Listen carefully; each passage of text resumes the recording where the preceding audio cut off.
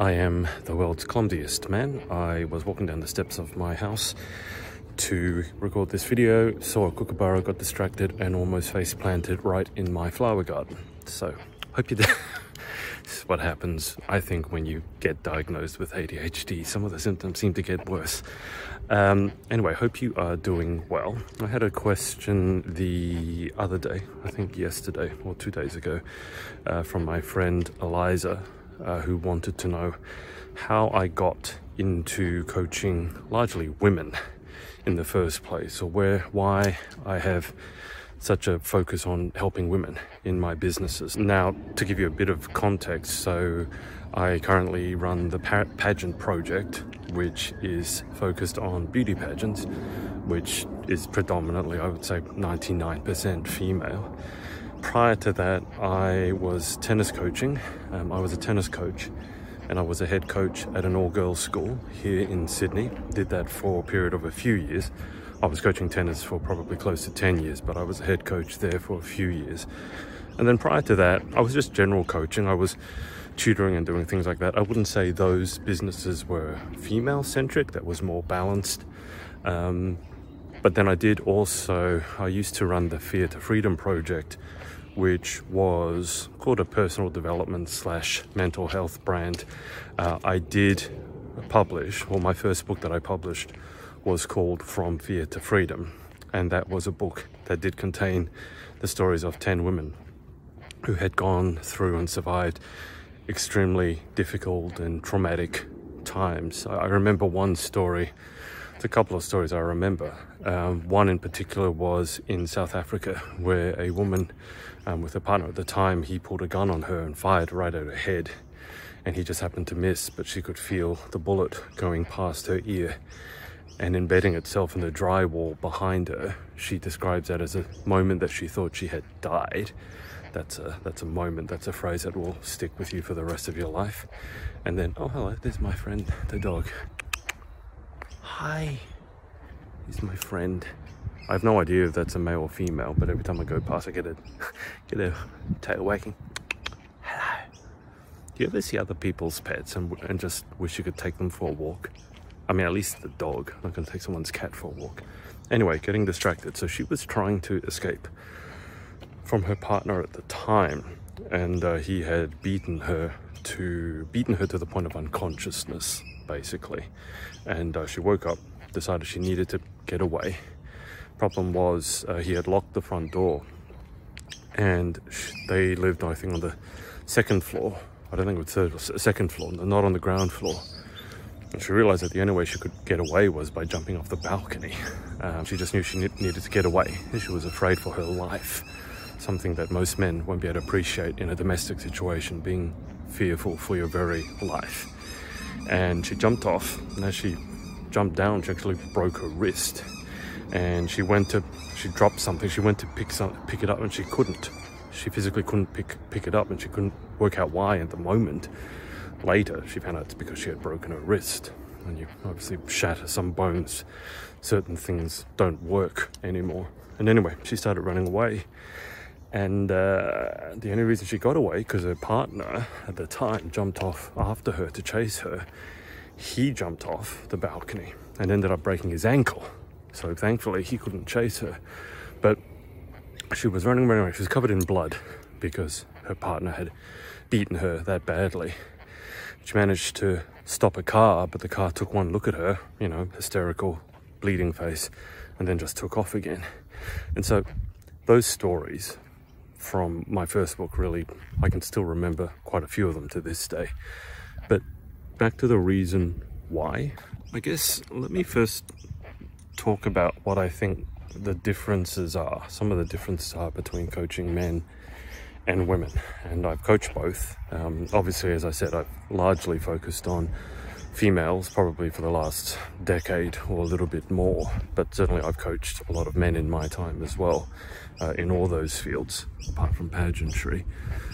I think there's a different skill set. I'm not going to say one is easier, one is harder, and I'm certainly not going to stand here and tell you one is more needed or one is more valid than the other. In fact, in terms of something like mental health, I think the script has flipped somewhat to the point where women are more willing to discuss their mental health issues, and because of that, at least in some part, there are more resources available, and there is more public awareness, at least here in Australia. But for men, for example, it's still pretty taboo to talk about, and even if that taboo is kind of self-imposed, there's still this reluctance on the part of a lot of men, myself included, to discuss anything emotional, anything that makes them uncomfortable. And so I actually think there needs to be a lot more material and content created around men's mental health, but done in a way that it's not a manly way, but a masculine way. I mean, men aren't, don't need to tell you this, but men aren't as willing to talk and share about their emotions as women are in general. And even if they wanted to, very often they don't have the verbal intelligence and accuracy to do that. You know, you ask a guy when he comes home from work, "Oh, how was your day, honey?" He'd be like, "Oh, fine." Ask a woman the same thing, and in general, you know, you can get the 5, 10, 15-minute deluge. So there is that difference there. But in terms of the main things that are different, I think working with women is more nuanced. It is more of, you need to put your detective's hat on and unravel the puzzle.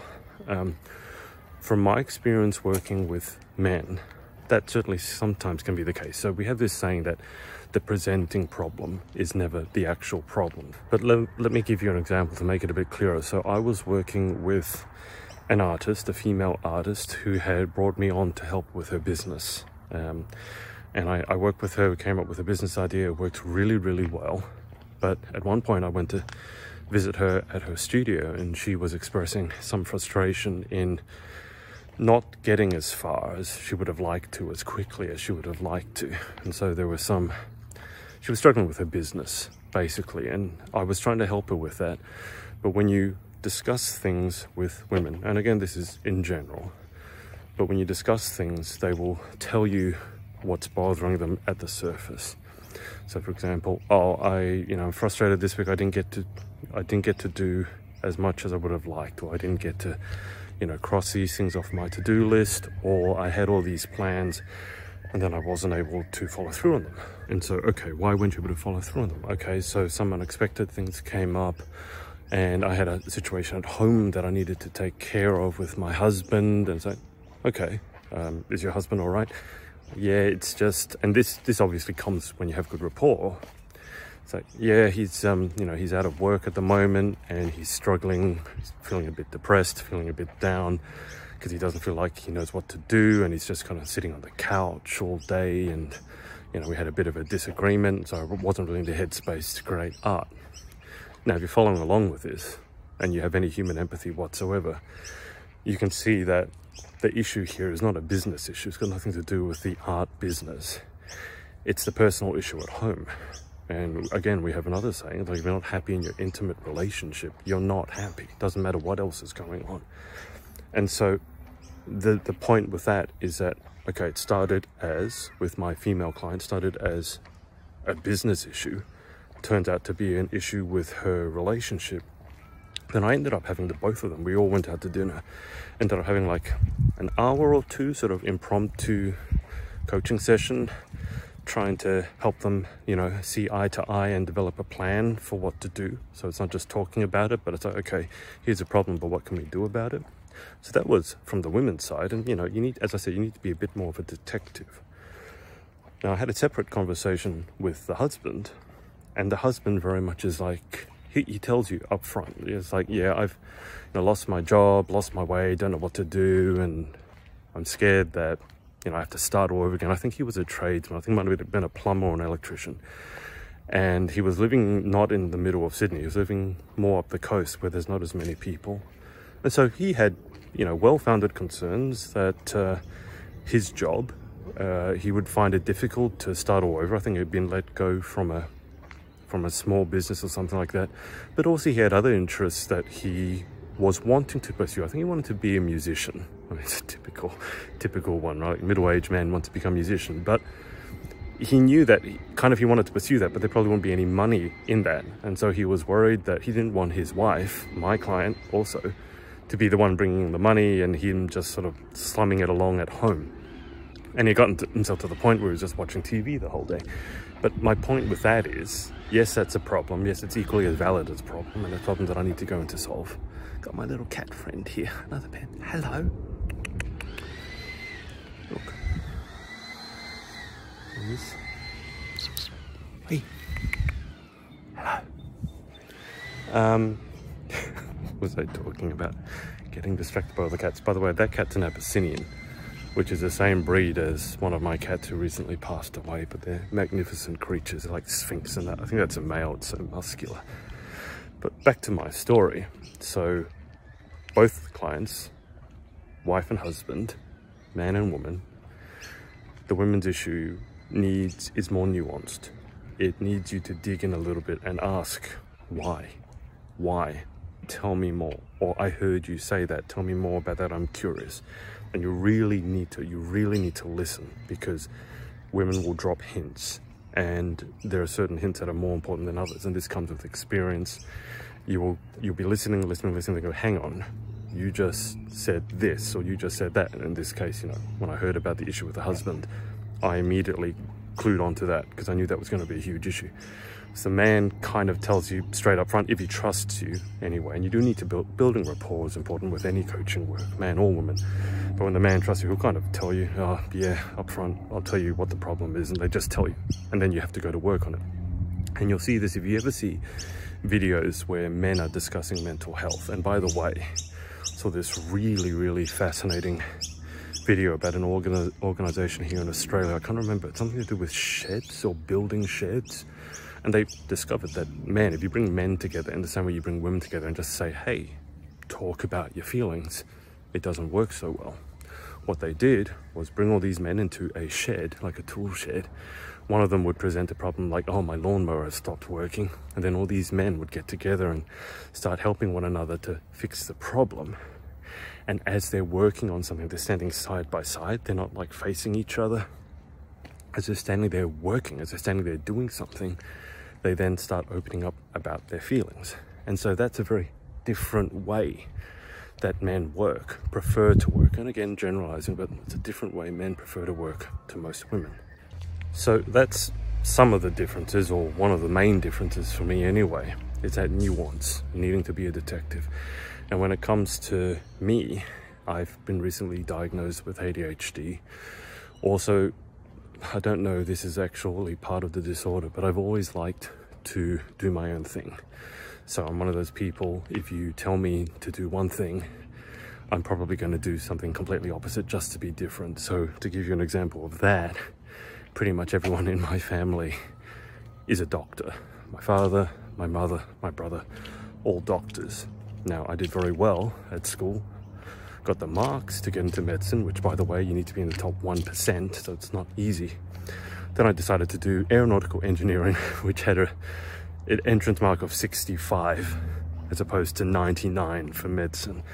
And I did that because I didn't want to do medicine, because that's what everyone else was doing. But also, hey, I thought I liked planes. But I think if I'd known back then about the ADHD thing, I think I would have had a bit more of an inkling as to why that was the case, and maybe, I don't know, maybe my life would have turned out differently. But I've always been someone who prefers to take on a challenge or do something that most people think can't be done. Just as it's like, I like taking on a challenge. And so, man working with a man probably doesn't take as much learning in terms of, you obviously have to learn, don't get me wrong. But if a man is teaching a man, obviously you understand something about being a man, because you yourself are a man. But a man coaching a woman, that's a bit of a different proposition. Or a woman coaching a man, also a bit of a different proposition. And so part of that is needing to learn how the opposite sex works. You know, how do they think? How do they feel? And how do they do that differently? How do they operate differently to a man? And so I saw that as a challenge. And also, you know, me growing up, private school, very not sheltered, but, you know, had to keep the nose to the grindstone, really focus on academics. Anything else was a distraction. Typical Asian story, I think. And certainly girls, I mean, art and sport weren't in the picture, and girls certainly were not. And so, you know, I went to a single-sex school, an all-boys school, And then, you know, when I got to university, suddenly there are these amazing creatures, amazingly weird and wonderful creatures called women suddenly around everywhere. And me having no experience with them, part of me goes, you know what, I want to understand how women work so that I can talk to them. It's like that old movie, was it What Women Want? It was a really, really old movie. I think it had Helen Hunt in it and I don't know, Paul someone. But anyways, so partly it was, yes, I want to actually understand how women work so I can, you know, have a friendship with them, maybe have a relationship with them. And then part of it was, it's a challenge, it's different, and I like different. I think the final missing piece was that need, as I've already said, to be more of a detective when it comes to coaching women, being able to work out which pieces are really important to focus on and maybe which pieces are more the surface issues that are almost like a trap or a disguise for what's really lurking beneath the surface. I think that really appealed to the way my brain works. And, you know, maybe again, that's an ADHD thing. But I became really addicted to, I don't know if this is the best way to put it, but solving the puzzle. I sort of saw everyone who was coming to me as, I can help this person. And if I do my job right, I can help them in one session. It's not going to take 10 years of therapy. I took a lot of pride and still do take a lot of pride in, you come to me, one session, we'll find the issue and we'll put a plan in place to take care of it, which is why I don't need to see my clients again and again and again, unless they want to, unless they want to catch up and brush up.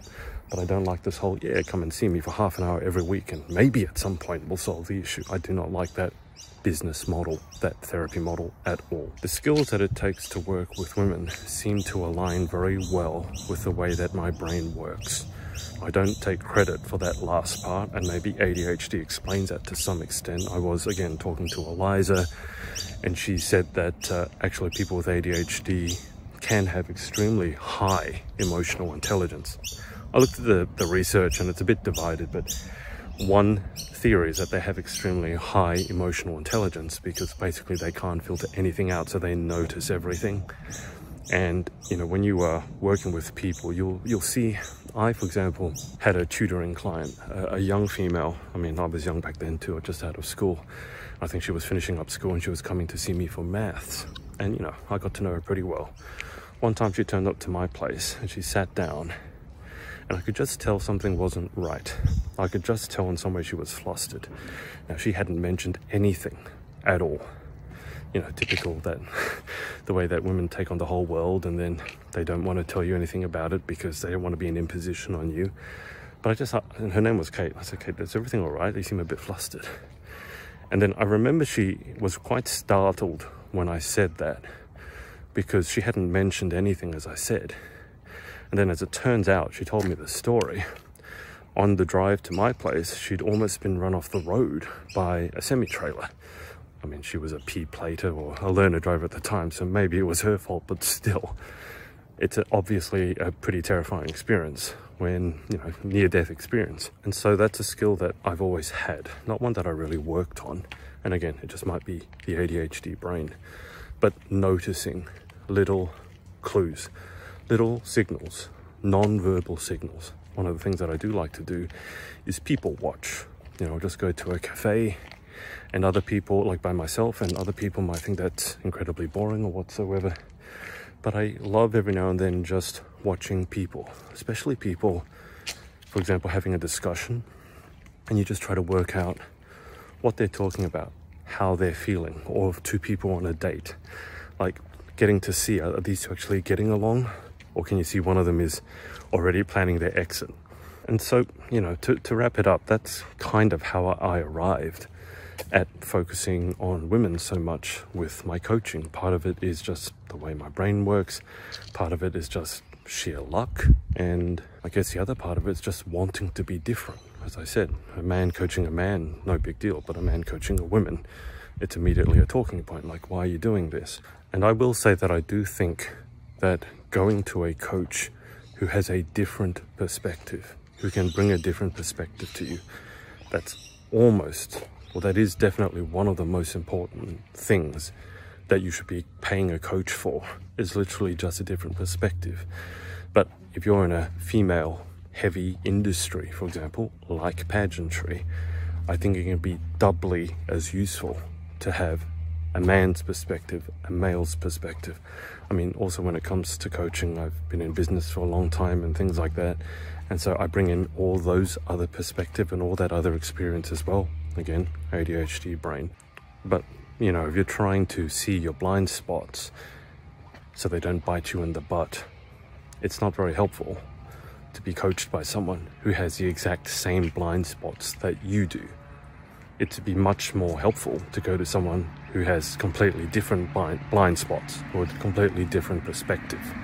And again, these are all generalizations, but I will say, for example, from my time in pageant coaching, one of the recurring themes is that my coaching and what we cover in my coaching sessions is radically different from what most other pageant coaches cover. So where they might be talking more about fashion and color and, you know, being sassy on the stage and all this sort of stuff, all stuff that I have no idea about because, hello, man, I talk more about things like building a brand, or why are you doing this, or what's your strategy behind this, or how to differentiate yourself from your competition. And it's all stuff that, yeah, partly comes from my experience as an entrepreneur, solopreneur, sure, and having lots of failings and general life experience, but some part of that comes from being a man. And can I leave you with this thought? I hate the title of the book, Men Are From Mars, Women Are From Venus. I have that book at home. My dad bought it. I don't know why. I have not read it. And I don't read it. I don't want to read it because I think the supposition behind that title is absolutely stupid. So if you're a man watching this and you're one of those ones who say, oh, women are crazy, can't figure them out. And if you're one of those women who says, oh, you know, men are the source of all the problems in the world and all men are toxic, etc., etc. What are the chances of you ever having a fulfilling relationship? If you want one, and I think most people do, if you're honest. But what are the chances of you having a fulfilling relationship with a member of the opposite sex, if that's your proclivity? It's close to zero. Because you inherently think, if you're a man, that all women are crazy and that you'll never understand them. And that if you're a woman the other way around, you just think, oh, men are the problem, or they're all stupid, or they can't be trusted. And you're going to live, like you're in a very real way, going to create that reality. And so don't buy into that fallacy. Men are not difficult to understand. I don't think women are that difficult to understand. I do think it takes a different skill set. And yes, as I've already said, I think working with women is more nuanced. But those are skills that I needed to learn as well. I mean, you get better with practice at any skill. And, you know, if you needed to practice listening, would that really be such a bad thing?